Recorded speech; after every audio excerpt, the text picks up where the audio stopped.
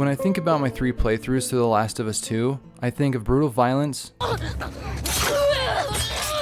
Joel's death that was ruined for me by some asshole on YouTube,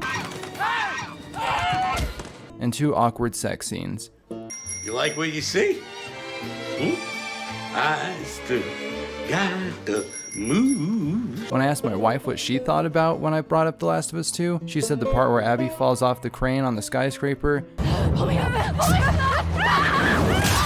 the crazy blob boss fight near the ambulance, and throwing the squeaky toy for the dog after that one girl gets her arm cut off. I can see now why the fanbase was so divided on their opinions of The Last of Us 2. Green apple pear and the beauty pie flavor. I like to suck cocks and balls.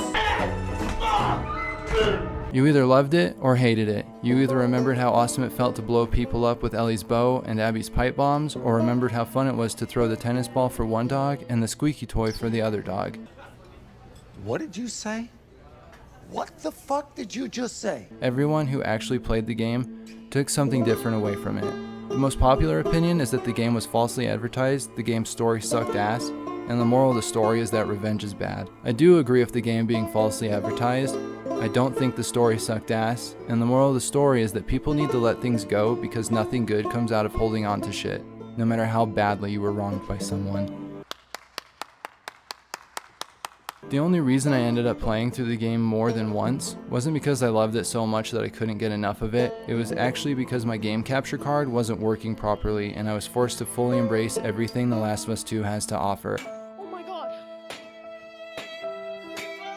By the time I finished my first playthrough, I was pissed off that Abby was still alive. I was mad that Joel's lifelong gift of teaching Ellie to play guitar was stripped away from her because Abby bit her fucking fingers off, and worst of all, I was left with something I hate more than anything, an open ending.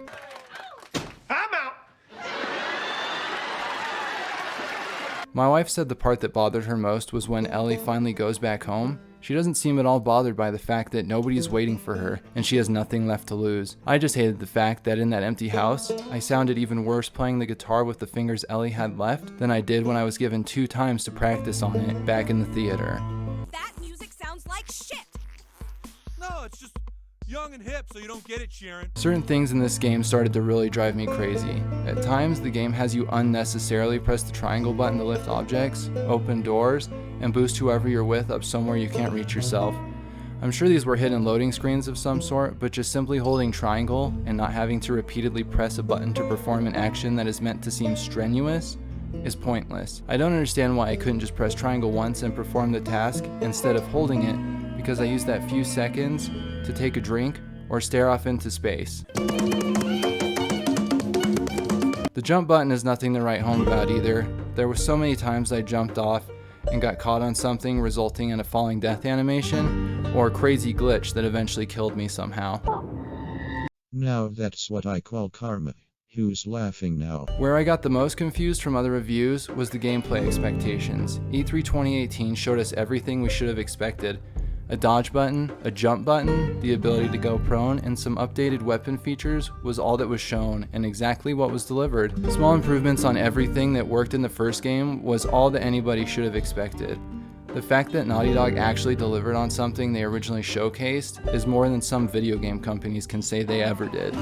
Shit, Negro, that's all you had to say. Comparing this game to the newer Star Wars movies or the end of the Game of Thrones doesn't do it justice at all. I compare it to how I felt when I watched the follow-up movie to Breaking Bad, El Camino. There was a lot of hype, a ton of fan theories surrounding what the story would be, and expectations that something just as good as the original would be produced, and that simply wasn't the case. You're goddamn right. That doesn't mean that I was disappointed with either of them. It just means that the bar was already set so high that there was no way a follow-up story could possibly be as good as the original. We are very fortunate that we live in a day and age where we get to play video games like The Last of Us 2. The story isn't anything like anybody thought it was going to be prior to the leaks, but it's a great story nonetheless. Move this man! When I was a kid, I couldn't have ever come close to imagining what video games would become.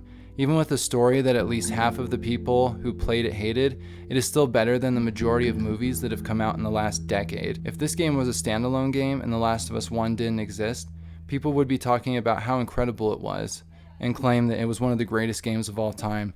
If Joel's death kept you from enjoying what this game had to offer, then I suggest you go back and play it again, because you completely missed the life lesson that this game spent 25 hours trying to pound into your fucking head.